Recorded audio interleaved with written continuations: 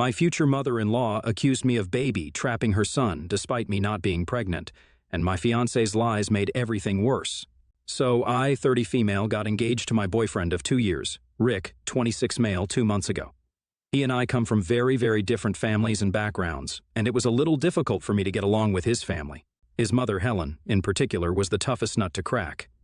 Rick comes from a really rich business family, and, well, my dad was a high school sports coach, and my mom was a teacher in the same school before they retired. It goes without saying that I didn't have the same extravagant lifestyle that Rick was used to. Rick and I met through a mutual friend, and, well, I didn't intend on dating him initially because he was just 24. I was 28, so it felt a little weird, but he eventually wore me down, and we ended up getting into a relationship. It went smoothly for the first few months until he introduced me to his mother. To say that Helen didn't like me would be an understatement because she made it very clear right from our first meeting that she didn't just dislike me, but she also didn't trust me and hated me instantly.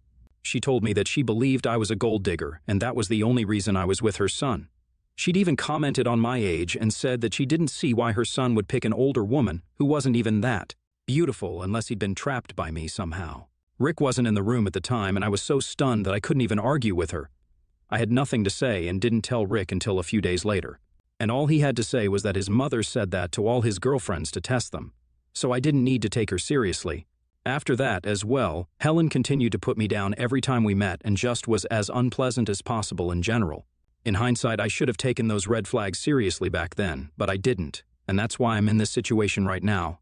We dated for 2 years, and throughout those 2 years, there were several such instances where he simply refused to speak a word against his mother, even though she would constantly take digs at me and try to pick fights. With time, I stopped trying to make him see how messed up it was that his mother was always so cruel to his girlfriends, and I was so in love with the guy that I was practically blind to all his flaws and red flags. So I said yes when he proposed as well. And after we got engaged, something really started happening. All of a sudden, Helen was being civil to me. Not nice, but civil. Like she wasn't trying to humiliate me all the time, and wouldn't speak to me more than what was necessary. I thought that she'd finally stopped trying to break me and Rick up and had accepted that now that we were engaged, there was nothing she could do. That's what I'd thought, but around a week ago, that changed, and she finally returned to her old self. In fact, this time she was. Much worse, because while at other times she would restrict herself to insulting me only when I was visiting her, but this time she actually showed up at my place to accuse me of something totally ridiculous. Rick and I still live separately because I don't want to move right now, and my apartment isn't big enough for the both of us, according to him, so we're only going to move in together after marriage. Last week, Helen visited me, and she was hysterical. She was banging on the door and ringing the bell like crazy before I opened it, and once I did, she stormed in demanding that I leave her poor innocent son or else she'd take me to court. I didn't understand what she was talking about at all, and I tried to calm her down, but she was in no mood to listen to anything that I was saying. She kept accusing me of baby-trapping her son and said that she wasn't going to let Rick marry me no matter what it took. Then there were the usual accusations of being a gold digger.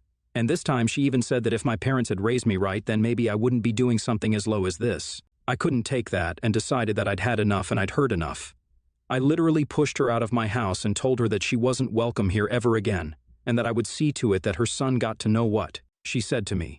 Today, after she left, I called Rick up immediately to inquire about what the hell Helen was referring to. Obviously, I wasn't pregnant, so there was no baby trapping happening here. I asked Rick if he knew what was going on, and he told me that he didn't, but I could hear it in his voice that he was lying through his teeth. He just never had been the best liar, and so I insisted that he tell me the truth because his mother was absolutely hysterical that day. When he still refused to talk to me, I said that if he didn't tell me what he said to Helen, then the wedding was off, and I'd never speak to him ever again. That finally scared him into telling me the truth. He confessed that he'd made up the whole story about me being pregnant because otherwise his mother never would have approved of our marriage. And if he went against his parents' wishes, then he could lose his entire inheritance, which is something he can't afford to lose. It's a huge, huge amount of money, so he thinks it's okay to lie for it. Before he proposed to me, he'd asked his mother if it was okay, and she'd obviously been against it, but instead of giving up, he decided to cook up this story about me being pregnant. He told Helen that I was refusing to terminate the pregnancy and that to protect the family name and avoid any gossip and rumors, he absolutely had to marry me. Or else I might take this opportunity to talk crap about them and ruin their reputation. That's the real reason Helen had been so quiet and civil this whole time, not because she'd accepted our relationship. All of a sudden, his plan had been to convince his mother to stay quiet and allow the wedding to happen without much of a fuss, which is why he'd been rushing everything because obviously she would question his story if I didn't start showing eventually.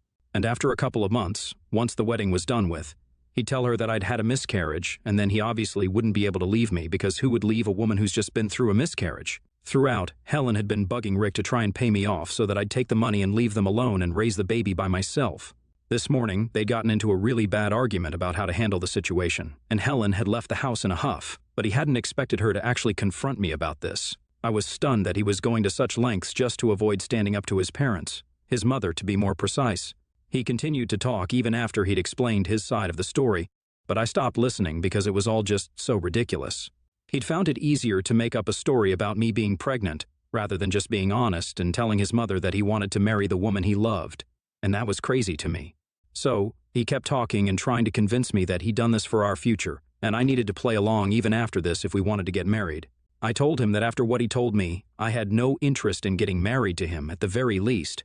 I hung up after that and didn't respond to any of his texts afterward because I had nothing more to say to him.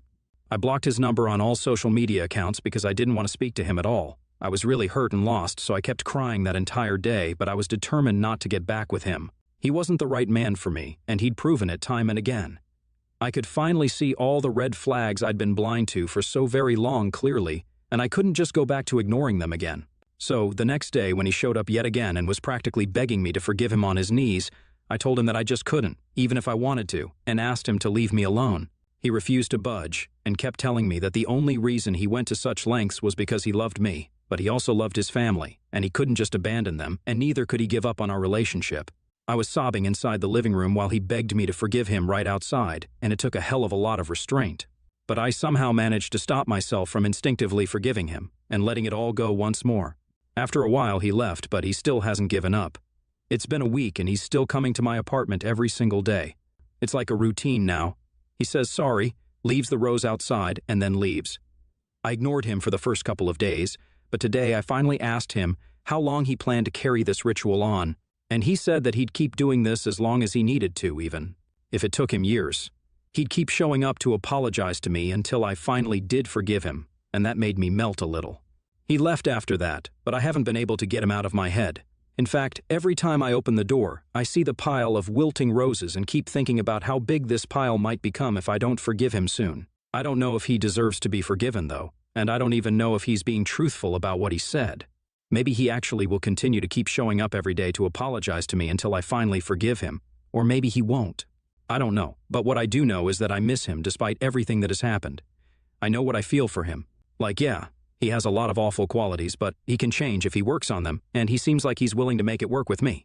I just don't want to deal with his mother anymore. Helen is a total psycho, and while I do think that Rick can still change and has his redeeming qualities, I can't say the same for Helen. The fact that she was willing to bribe me in order to take my fictional baby away from her and her family is reason enough for me to believe that even if I do hypothetically get married to Rick and then get pregnant, she'll do her best to make sure I'm never happy. She's the nightmarish mother-in-law that nobody wants, and if Rick isn't willing to let her go, then with a heavy heart, I'll have to let him go. I don't know if his apologies and his roses actually do mean anything anymore, and I'm just so lost right now that I feel like disappearing for a few days just so that I don't have to deal with anyone right now. But I can't. That's why I'm here asking strangers on the internet for the relationship advice. So, AITA for dumping my fiancé because he lied to his controlling mother about me being pregnant just because he's too afraid to stand up to her. Update 1, so I didn't get back with him. I went through the comments on my post and I realized that whatever people were saying about Rick was true. Maybe he does love me, but he definitely loves his money and the lifestyle that he's grown accustomed to. He wasn't afraid of abandoning his parents because he loved them so much. He was afraid of leaving them because he loved his money way too much. He just didn't want to lose his inheritance, but he also wanted to get married to me without giving anything up. I'm sorry to burst your bubble, but you can't have your cake and eat it too, and it's about time that he realizes this. I still haven't said anything to him, but he's continued to leave roses at my door, and now instead of saying sorry to me, he leaves a sticky note. I want to tell him to stop, but I don't want to talk to him because that will inevitably lead to another conversation about our relationship, and I just can't handle that right now. I've started working on a new project at work recently, and it's a pretty big responsibility, so I have a lot on my plate as it is. I don't want this crap with Rick to add to my situation. I need to be on my game right now, but I can't focus with this situation bugging me all the time. I know that the only way out of this is to just talk to him and let him know that no matter what he does, we're just not getting back together anymore. He's not willing to cut ties with his mother because he's afraid of losing his inheritance, and I'm not willing to become a part of his family since there's no way in hell I'm ever interacting with that psychotic nightmare of a woman again. She'll be my mother-in-law when hell freezes over.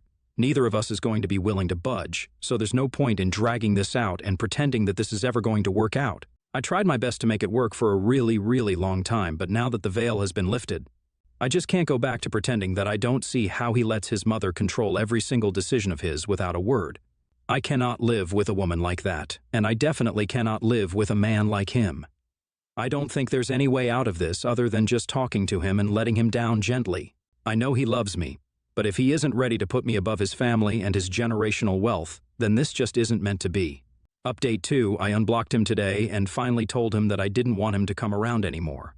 He sounded really thrilled that I'd finally called back today, but after I told him that I didn't want him to visit me anymore, he sounded crestfallen, and I just knew that he was going to cry. So I explained to him as quickly as I could. I just couldn't be with him given the circumstances. For him, his priorities were always going to be his mother and his family and his inheritance, and after that, it would be me. And I couldn't just accept that and be okay with it. I told him that I'd put up with his mother for a long time, but I'm not going to spend the rest of my life always bowing down to someone else's will and doing whatever they want me to do. That's just not me. I believe that things would change with time and she'd maybe accept our relationship someday, but that's never going to happen. And I don't think he's going to try and change his mother's mind either. He's too scared of her and will never take a stand against her even for my sake. That's not the kind of marriage I want, and so it'd be best for us to part ways now. He tried to argue, but I said goodbye forcefully to end the conversation and then hung up because I don't think I would have been able to handle him crying. I've only ever seen him cry twice. Once was back when his grandmother had passed away 1 year into our relationship, and the second was when he proposed to me, and I'd said yes. That was it, and I'm a really emotional person, so if I see someone or even hear someone crying, I get very upset about it as well, and then we're both crying here. If I heard him out and allowed him to cry, then I would inevitably end up forgiving him and getting back together with him. Nobody knows how hard it was for me to even admit to myself that this relationship is now over because I truly believe that Rick was the one for me. All these fights aside, he did get me, and we did have our fair share of good times. This was also my longest relationship so far, which is a huge part of the reason why I didn't want to give up on him. I don't like giving up on people in general, and especially when I've already spent 2 years with Rick, I felt like I could make it work and come what may. I know now that I was wrong. I understand now that not everything is meant to be just because it seems perfect on paper, and maybe sometimes giving up is the right thing to do. It sucks, but it is what it is. Update 3, so today was insane. I'm writing this late at night, so I might make some mistakes because I'm exhausted. I came back home today after a really long and tiring day at work only to find Helen waiting for me at the door. She had her nose up in the air as if this place was beneath her, and told me that she needed to discuss something important with me. I didn't want to invite her in, but I didn't want her to cause a scene in the doorway since it had been difficult enough for me to explain the roses and the notes to my neighbors. And I didn't want to add Screaming Psycho Lady to that list, so I invited her into my home, and she obviously made it a point to scrunch her nose at everything, even though my apartment is very clean and tidy. The other day, she was too hysterical and panic-stricken to make me feel bad about my apartment, so she was overcompensating for it today, I guess. Sorry, I don't live in a freaking mansion, Helen. After a few minutes of awkward silence, she finally got to the point and told me that she'd come here to negotiate. I didn't understand what she was talking about until she explained that ever since I dumped Rick, he'd been devastated and refused to do anything all day. He just sits in his room, plays violent games, and only comes out at mealtimes. She was afraid that he wasn't sleeping enough because he had dark circles under his eyes and had started looking very emaciated all of a sudden. So naturally, she was very concerned about his well-being and wanted me to take him back. She said that she was willing to make her peace with her only son dating someone like me. Yeah, that's exactly what she said, right to my face. If it meant that she'd be able to save him from spiraling into a depression phase, she said that she still didn't like me and didn't think I was good enough for her son. But if I was who he wanted to be with, then he could have me. She still did have a bunch of conditions, though, that I'd have to adhere to if I wanted to marry into their family. I'd have to change my last name. I'd have to sever all ties with my family. I'd have to let her raise my future kids because she didn't trust me to raise a child the proper way, and I also wasn't allowed to work anymore, and I'd have to lie about my age and make sure I don't look as old as I do. It was ridiculous enough that she was sitting under my roof and telling me what I was allowed to do, but then she made it all worse by saying that she was ready to shake on it if I agreed to her deal. And all the conditions that she just told me were non-negotiable. Okay, so first off, it was bold of her to assume that I even wanted to get married to Rick anymore, or that I even wanted to be part of her crazy materialistic family, and even if I did choose to go back with him, it would be on my terms only so she could take her deal and buzz off. When I said this to her, she got really mad and started ranting about how I was being ungrateful and that she'd been right in gauging what kind of person I was from the beginning itself. And once again, she commented about my parents and how they'd failed to raise me well enough. That was it. I refused to let a woman like her insult my parents and my upbringing again and again when her own family is that dysfunctional. So, I shot back saying that at least my parents still loved each other, unlike her husband who still spends all his time at work so he doesn't have to deal with her. She's the one who expects her son to treat her like her wife, so she should be the last person to preach about how families work. Instead of telling me that my parents should have raised me better, she should probably focus on keeping her own son under control because if I wasn't wrong, he just lied to her for 2 whole months just so that he could marry a woman he loved. Me. It wasn't his love for his mother that had made him stay, it was his fear of losing the inheritance, so she needed to wake the heck up before she even dared to attack me and my family. And that definitely touched a nerve because she got really flustered and eventually started blubbering like a fool, which was pretty embarrassing to even watch. I told her to get the hell out of my house, and if she showed up ever again, I'd call the cops and make sure she lands up in jail, so she finally left, and I was able to unwind. It's been a few hours since then, and I don't think after today I'm ever going to hear from either Helen or Rick ever again.